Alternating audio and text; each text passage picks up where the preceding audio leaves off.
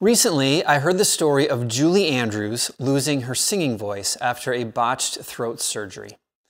For those of you not familiar, Julie Andrews grew up very poor in London, but she gained great renown in Great Britain and throughout the world because of her singing and stage performances.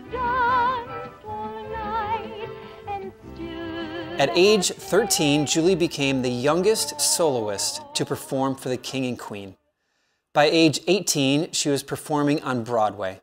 At 22, she starred as Cinderella in a live CBS television broadcast seen by 107 million people. At age 29, she won the Academy Award for Best Actress for her role as Mary Poppins. And 2 years later, she starred in The Sound of Music, the biggest hit in the history of 20th Century Fox. Her career would continue: music, stage, film, and television. But everything changed when Julie Andrews woke up from a throat surgery in 1997 to discover her singing voice was gone.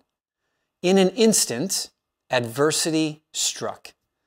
The famous 4-octave soprano voice that she had built her life upon was gone. In her own words, she had lost her identity.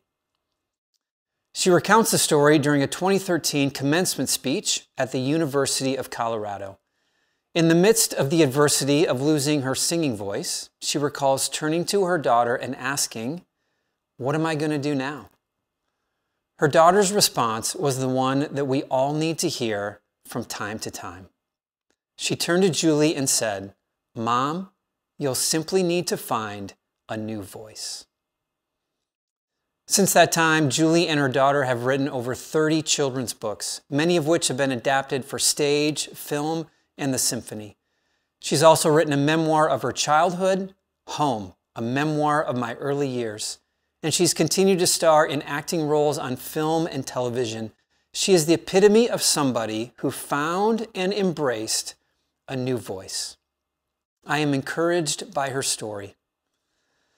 It has been said that the only constant in life is change. Change is inevitable. It happens for each of us.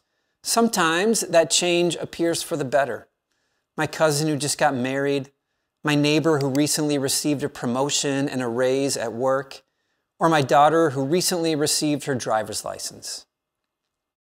Change in each of these circumstances, it appears at least, is for the better. But some changes in life don't seem to be for the better. My relative who lost his job, my 2 close friends recently diagnosed with cancer, our close family friend's recent divorce, or my neighbor who buried his daughter at far too young an age. In each case, change has brought heartache and pain through no fault of their own.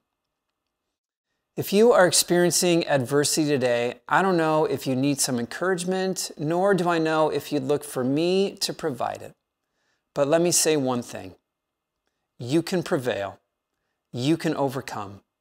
And not only that, you may just find a brand new voice in the world along the way.